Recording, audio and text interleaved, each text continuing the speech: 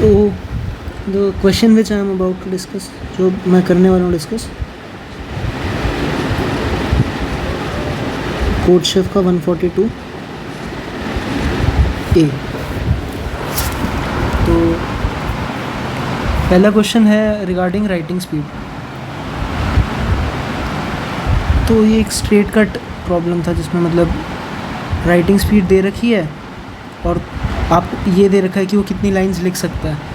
तो एक simple if else लगा के हम ये चेक करते हैं कि अगर 5x का प्रोडक्ट 60 से छोटा हुआ तो सी आउट कर देंगे येस, अदरवाइज सी आउट कर देंगे नो। सिंपल सा प्रॉब्लम था।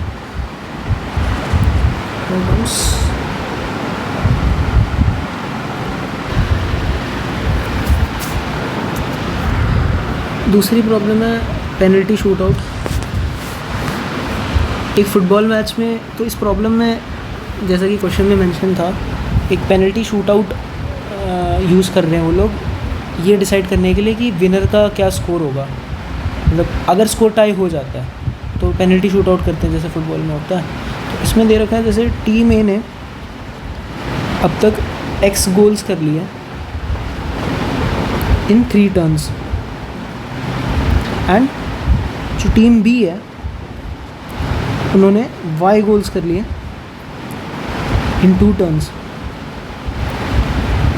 सॉरी इन 4 टर्न्स।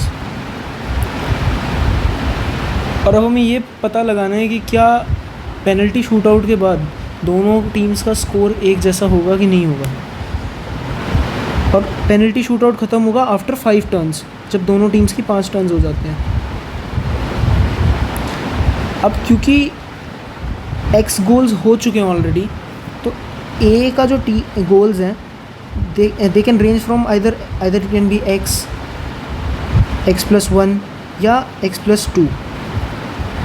और b के जो गोल्स हैं क्योंकि उनके 4 हो चुके हैं तो या तो आइदर मतलब या तो वो सिर्फ y गोल्स रहेंगे या तो y+1 हो जाएगा। तो अगर पेयरिंग करें तो हर एक y के पास 3 ऑप्शंस हैं और इसके पास भी 3 ऑप्शंस हैं, तो टोटल 6 इफ एल्स केसेस बनाने पड़ेंगे। और वो इफ एल्स केसेस जैसे मतलब if x is equal to y या else if x is equal to y+1, करते करते हर एक केस बनाना पड़ेगा। इसमें से किसी में भी अगर स्कोर बराबर आ जाता है तो हम लोग इन सब में सी आउट कर देंगे येस। और अगर बराबर नहीं आता है तो एक फाइनल कोड लगा के हम कह देंगे एल्स सी आउट नो। तो यही सूडो कोड है।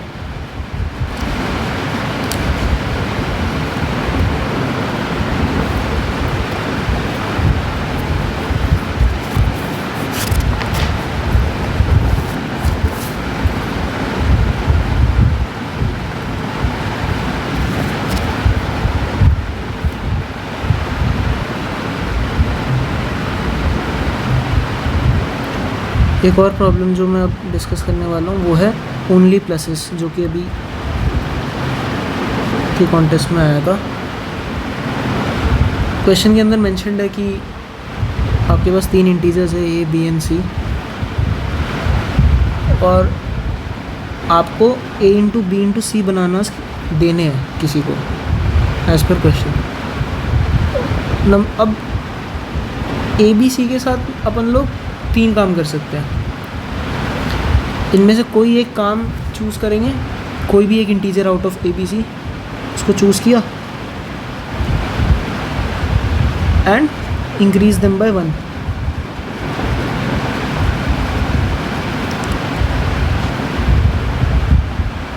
जैसे एग्जांपल के तौर पे अगर a इज इक्वल टू 2 दे रखा है, b इज इक्वल टू 3 दे रखा है और c इज इक्वल टू 4 दे रखा है, तो हम क्या कर सकते हैं, a को बढ़ा सकते हैं, a बढ़ने के बाद 3 हो जाएगा, 3 इंटू 4 36 बनानास दे सकते हैं। या फिर हम c को बढ़ा सकते हैं और फिर 5 इंटू 3 इंटू 2,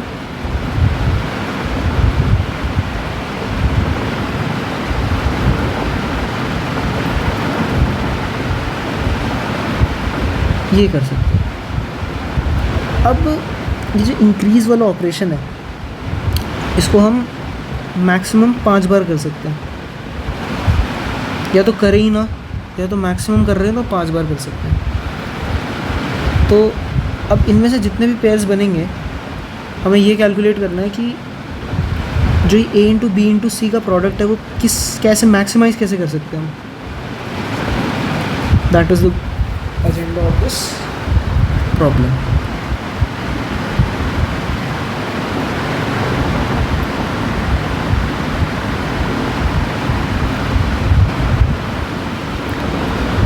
तो the approach is A, B और सी को हम सपोज़ हम ए को आई बार इंक्रीज़ करते हैं, बी को जे बार इंक्रीज़ करते हैं और सी को के बार इंक्रीज़ करते हैं।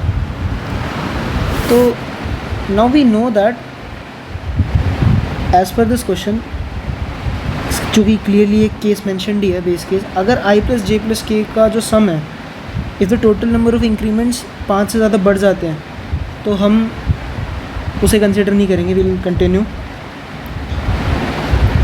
अदरवाइज़ एक मैक्स वेरिएबल इनिशलाइज कर लेंगे और 3 नेस्टेड लूप लगा देंगे,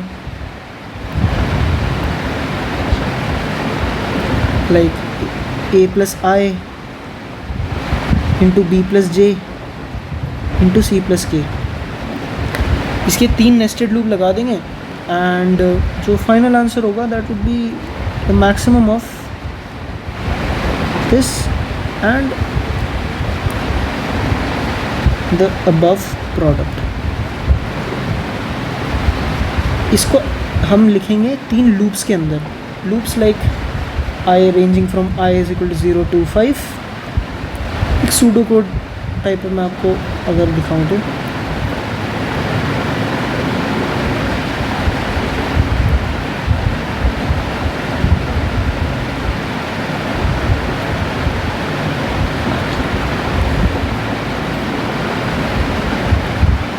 तीन nested loops, I is equal to 0 to 5, J is equal to 0 to 5, K is equal to 0 to 5. This will ensure कि आई जे के सारे पॉसिबल केसेस हम कवर कर लें कि जिसमें 0 से लेके 5 तक इंक्रीमेंट्स हो रहे हैं, और फाइनल आंसर हम रिटर्न कर देंगे एज मैक्स है।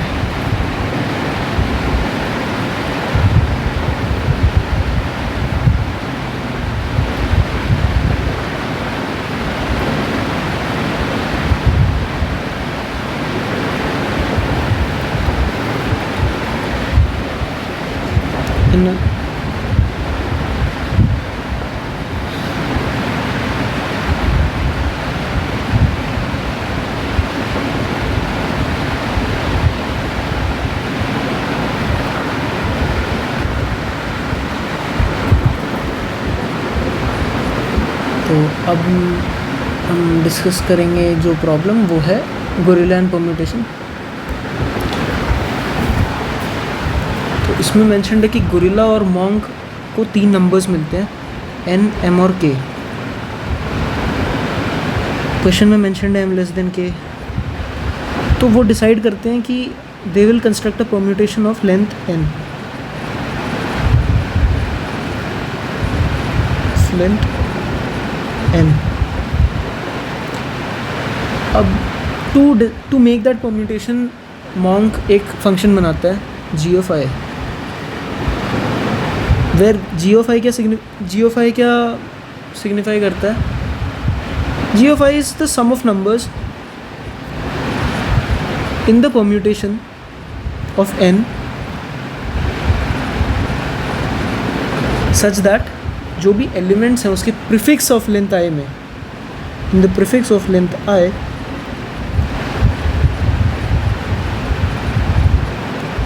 जो प्रीफिक्स है ऑफ लेंथ i, उसमें वो एलिमेंट्स m से छोटे हों या m के बराबर हो। और ऑन सिमिलर ग्राउंड्स गोरिल्ला भी एक फंक्शन बनाता है f of i। f of i is the sum of numbers in the permutation on a prefix of length I which are not less than k। मतलब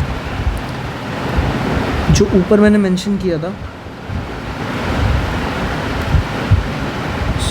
सम of numbers in that permutation of length n, जिसका जो prefix of length i है, that would be not less than k। मतलब या तो k हो या k से बड़ा हो। नोट दैट ये वाला जो मेंशन है अपने को हर प्रीफिक्स में करना है। एग्जाम्पल थोड़ा मतलब देखने में, थोड़ा सुनने में थोड़ा कंफ्यूजिंग लग सकता है। एक एग्जाम्पल ले लेते हैं। सपोज n = 5, n = 2, जैसा कि क्वेश्चन में मेंशन्ड है, और k = 4। और सपोज परम्यूटेशन है 3 1 5 2 4। तो अब मैं g फंक्शन जब लिख रहा हूँ इस परम्यूटेशन का, तो sum of numbers in that permutation, इस परम्यूटेशन में सपोज 1 लेंथ का परम्यूटेशन है, या 2 लेंथ का परम्यूटेशन, या 3 लेंथ का, या 4 लेंथ का, या 5 लेंथ का। तो 1 लेंथ की जो प्रीफिक्स है उसमें कितने एलिमेंट्स हैं जो 2 से छोटे हैं? तो 3 छोटा नहीं है, so here the answer will be 0। G function को फिलअप करते हुए, और लेंथ 2, सपोज अगर प्रीफिक्स का लेंथ हम 2 ले लेते हैं जो कि ये है, तो m = 2 से छोटे कितने एलिमेंट्स हैं? क्लियरली यहाँ पे सिर्फ 1 है, तो हम 1 लिख देंगे। मैं इसको थोड़ा यहाँ लिख देता हूँ फॉर अ बेटर क्लैरिटी। अब 3 लेंथ का जो है अपना प्रीफिक्स, इस परम्यूटेशन का प्रीफिक्स है, प्लीज़ नोट दैट। इस n लेंथ के परम्यूटेशन में जो i लेंथ का प्रीफिक्स है, i = 3 है। तो यहाँ ऐसे कितने एलिमेंट्स हैं जो कि 2 से छोटे हैं या 2 के बराबर है? यहाँ भी 1 आ रहा है। 4 लेंथ में ऐसे कितने हैं जो कि 2 से छोटे हैं या 2 के बराबर है? 1 और 2, यहाँ 2 आएगा। और 5 लेंथ के कितने हैं जो कि 2 से सेम 2? तो इनका सम आता है 6। अब इसी तरह मैं f फंक्शन लिख रहा हूँ कि कितने नंबर्स हैं इस परम्यूटेशन में जिनका जो सम है, जिनकी प्रीफिक्स की लेंथ है वो k से बड़ी है। k इस क्वेश्चन में 4 है, तो सपोज अगर एक लेंथ लेते हैं हम, तो यहाँ ऐसे कितने एलिमेंट्स हैं जिनका प्रीफिक्स में उस एलिमेंट का मैग्नीट्यूड k से यानी कि 4 से बड़ा है? आंसर आता है 0, क्योंकि 3 is less than 4। Now for prefix length 2, कितने एलिमेंट्स हैं जो कि k से बड़े हैं? कोई भी नहीं। 3 में कितने हैं? 5 आ चुका है यहाँ पे, तो 1। सिमिलरली टेबल भरते हुए आपको क्लियर हो गया होगा, यहाँ पे 2 भर देंगे, और यहाँ सम आता है 4। सो एजेंडा क्या है इस प्रॉब्लम में? जो ये सम आता है sigma fi minus sigma gi, हमें उसे मिनिमाइज़ करना है।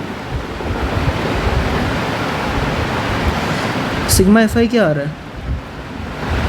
4 - 6 - 2। तो इस डिफरेंस को हमें मैक्सिमाइज़ करना है। अब ऑब्जर्वेशन सीधे सीधे ये कहता है कि a - b को जब भी हमें मैक्सिमाइज़ करना हो तो हमें a को मैक्सिमाइज़ करना है और b को मिनिमाइज़ करना है।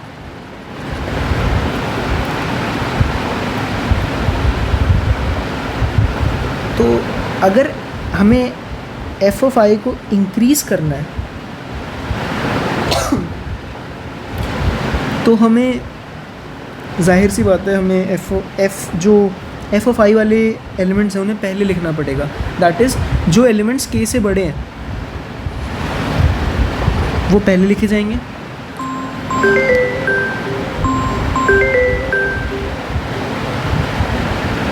और जो एलिमेंट्स, अगर हमें b को मिनिमाइज़ करना है यानी कि g ऑफ i को मिनिमाइज़ करना है, तो जो एलिमेंट्स m से छोटे हैं उन्हें लास्ट में लिखना है, और बीच में कहीं पे लिख रहे होंगे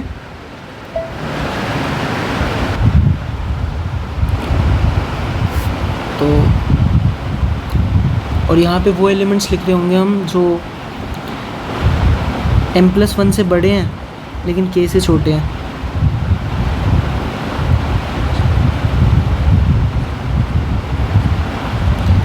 इसको ये सिंपल एक प्रिंट ऑब्जर्वेशन का सवाल है। पहले हम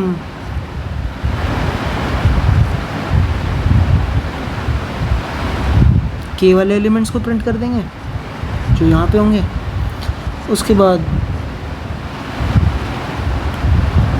इन एलिमेंट्स को प्रिंट कर देंगे जो बीच में आएंगे, और लास्ट में हम उन एलिमेंट्स को प्रिंट कर रहे होंगे जो यहाँ आ रहे होंगे।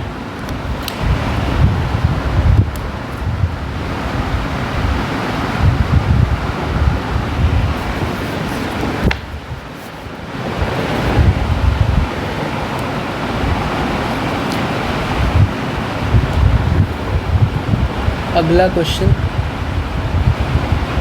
Test of love.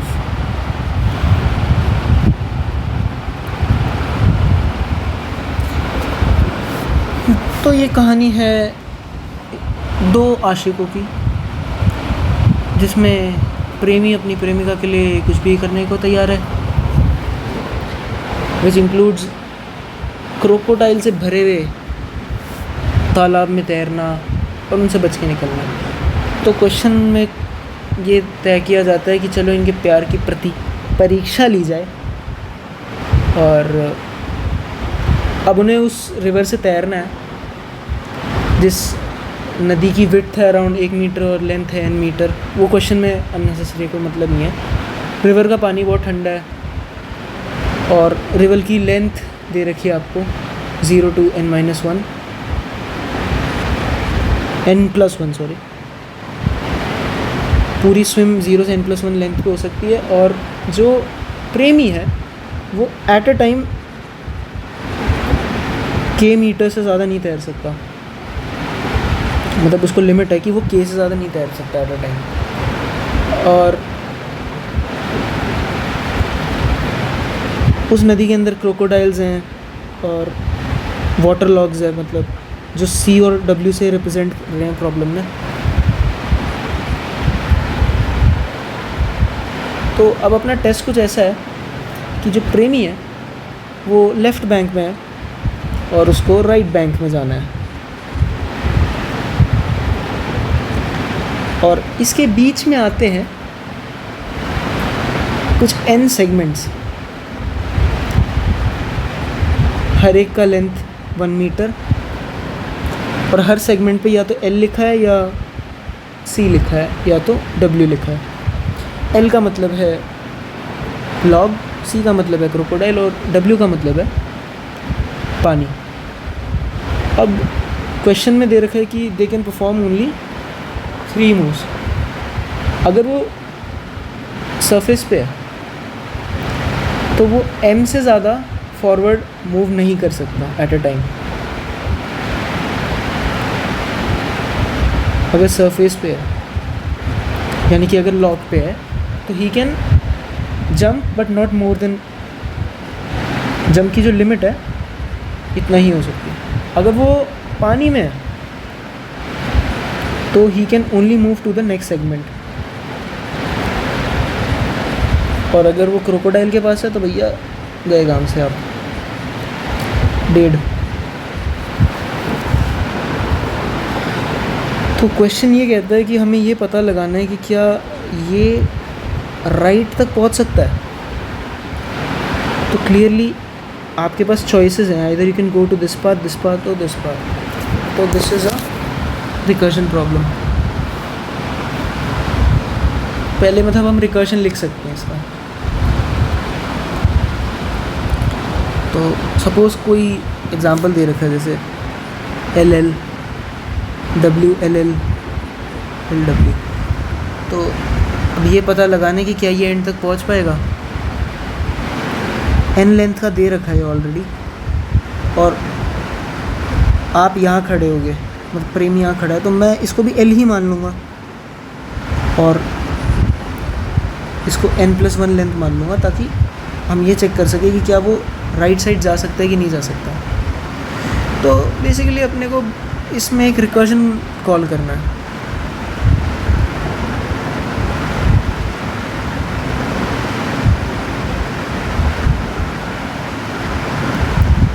उसके लिए अपने आप को बस एक रिकर्जन कॉल करना है। तो वो रिकर्जन वाला फंक्शन के पास होंगे पैरामीटर्स आपके करंट इंडेक्स के, लेंथ ऑफ द स्ट्रिंग, वो पूरी स्ट्रिंग कितना आप जंप कर सकते हो, और वाटर पे कितनी देर तक रह सकते हो। और एक बेस केस लिख लेंगे। बेस केस क्या कहेगा अब कि वो एट अ टाइम बस के तक ही स्विम कर सकता है। तो अगर स्विम्स आपके टोटल के से कम है तभी आप फाइनल आंसर प्रिंट कर सकते हो यस, अदरवाइज आप आंसर प्रिंट कर देंगे नो। तो रिकर्जन का फंक्शन कुछ ऐसा दिखेगा। करंट इंडेक्स होगा उसमें,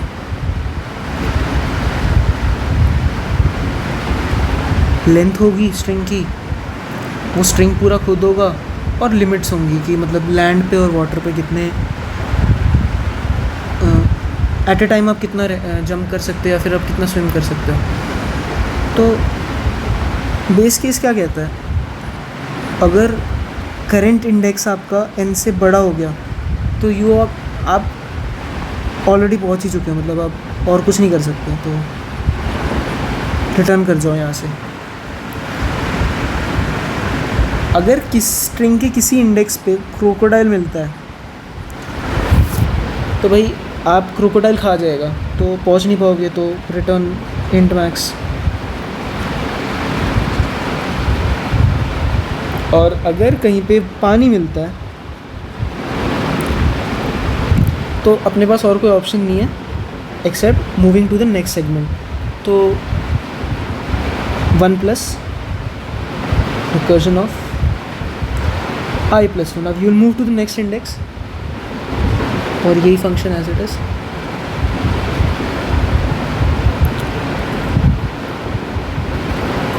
अगर इसके अलावा और कोई है, क्रोकोडाइल नहीं है, वो पानी नहीं है, और वो एंड ऑफ दी स्ट्रिंग भी नहीं है, तो मतलब वो कोई लॉग हो सकता है, मतलब हो सकता है आप लकड़ी पे खड़े हो, तो लकड़ी पे खड़े हो तो लकड़ी पे जो जंप्स होंगी, जंप्स को इनिशियलाइज़ कर लेंगे किसी बड़े से नंबर से, मतलब इंट मैक्स कर लेते हैं जैसे।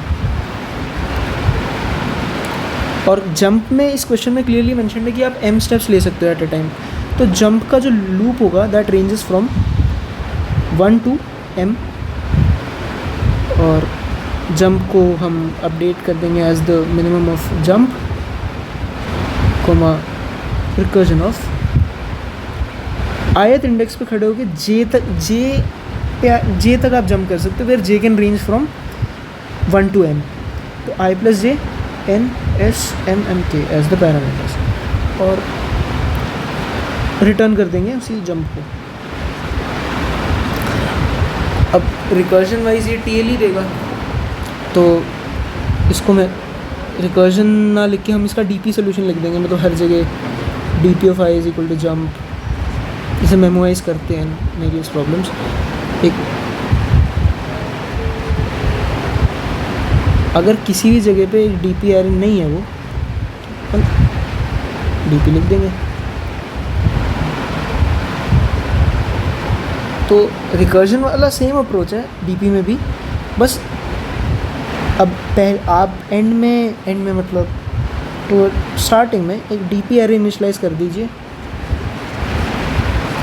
ऐसा इसका, कितने भी बड़े नंबर का हो सकता है, मैं 10⁶ का लेके चलता हूँ जनरल। सो बस दैट्स द आंसर।